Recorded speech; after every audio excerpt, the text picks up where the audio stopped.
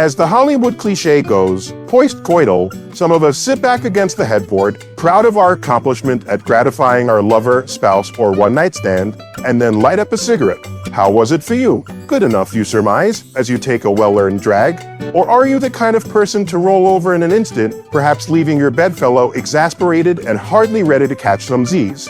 Or perhaps you spare just a moment reposing, and then compose yourself and start again. Do you cuddle up, have a chat, talk about deep things, or even request a favor of your lover? According to research, these are all common. But what happens to our bodies during and after sex? Today we'll talk about what happens to both men and women having heterosexual sex. And when we say sex, we mean intercourse, lovemaking, copulation, fornication, or as the Brits say, having it off.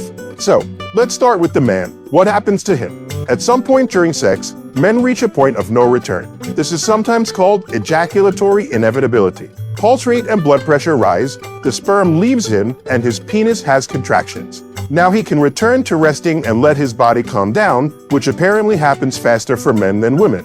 The penis becomes flaccid, and most men will have to wait some time before they can go at it again, but it all depends on age, fitness, and of course the urge to return to the hearth of passion. Some guys at this point will just want to go to sleep. Is this plain rude, or is it a biological necessity?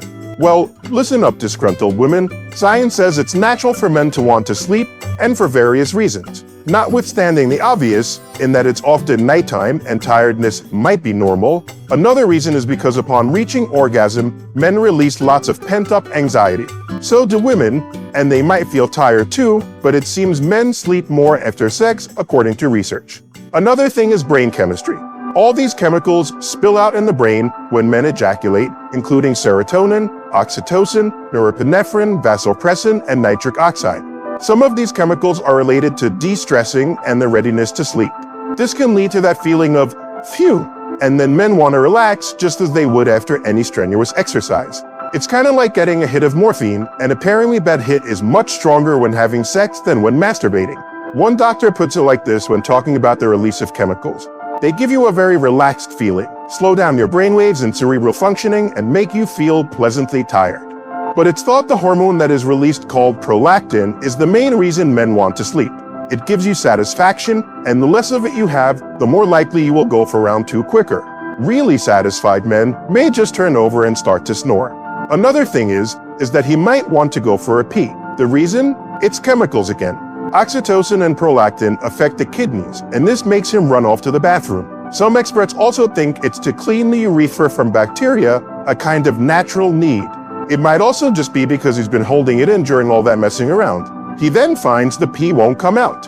That is normal because for the sperm to come out, your internal sphincter muscle clamps, and this is to close the bladder. This is to stop the semen from entering the bladder. In a recent article in Cosmopolitan magazine, it was suggested that men who want to cuddle are keepers, but it also says that men who don't might just be succumbing to their own body's demands. You might find that your penis feels a bit sore, but this is just normal after all that contracting. Don't worry, it shouldn't last long. And don't be shocked if your testicles have shrunk, because this is normal too. A doctor talking to Men's Health magazine explained it like this. When you ejaculate, the cremaster muscle contracts and brings your testicles up closer to your body, giving you the perception that they're smaller. Lastly, you may get a cramp in the toe. Apparently this happens a lot, but it's just because orgasm causes stimulation in the nerves, especially S1 in the spinal column, and that nerve affects the toes. If you look at some research, it also says some men's moods change dramatically after sex, but given the release of all that tension and all those chemicals flooding out, that's not so surprising. Some men have reported feeling emotionally handicapped after a great orgasm, and that's thought to be because huge amounts of dopamine were released. It's like coming down from a drug that makes you feel happy or ecstatic. In women, the feelings can be similar, as we shall see. So, what about post-coital women? Well, women may not always orgasm. According to an article in Psychology Today, which cited a number of studies, around half of women will regularly orgasm during intercourse, about 20% of women rarely orgasm, 20% consistently orgasm, and 5% never orgasm.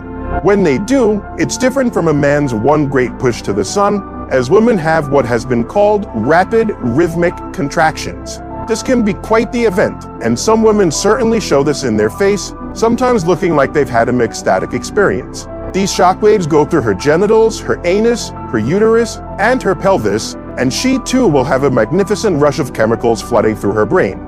She may experience female ejaculation, which is when a milky liquid will come out of her urethra. Don't worry, women, there's nothing wrong with this. But what about when a lot of liquid comes out? A neurophysiologist from Rutgers University in Newark says it's not the same milky stuff if it comes out in large amounts. In that case, she says, it is urine diluted with substances from the female prostate. Scientists are still not clear as to why some women do this and others don't, but it's certainly not harmful. So, why are women often up for a chat about tomorrow's activities or the meaning of life, while some men are already halfway to La La Land? According to a study in the Netherlands undertaken in 2005, women are more focused than men during sex, their minds completely set to the task of reaching orgasm.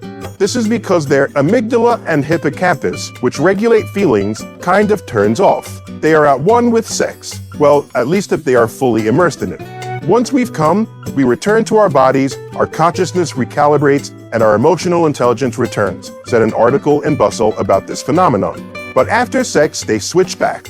And it's then they get that lovely hit of oxytocin, sometimes called the cuddle chemical. One study found that people with high levels of testosterone release less of this after sex, and men generally have high levels. Some women do too, of course, just not as much. So men, next time you turn over, blame your lack of oxytocin.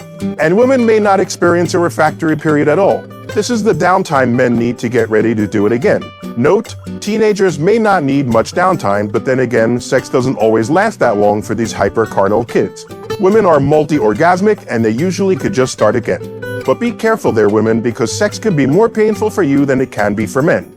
Women might cramp up in the uterus, and this is due to the cuddle drug, oxytocin. Let's now call that the double-edged sword chemical. There might also be some burning because of the vaginal tissues getting dry, but lubrication can help.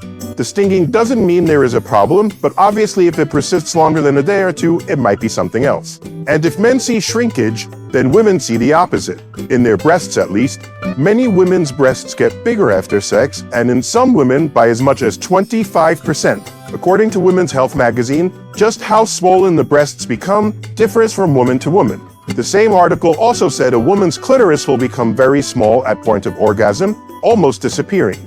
At the same time, women's nipples may become more sensitive, but this is very natural. Other reports say some women become giddy after sex, and others feel great confidence, seeing their bodies as much more attractive than before. Most reports we can find state that while some women may experience a slump after the sex, it's the men that really suffer from depression. You've made it this far, which means you liked this video, but here's the real mystery.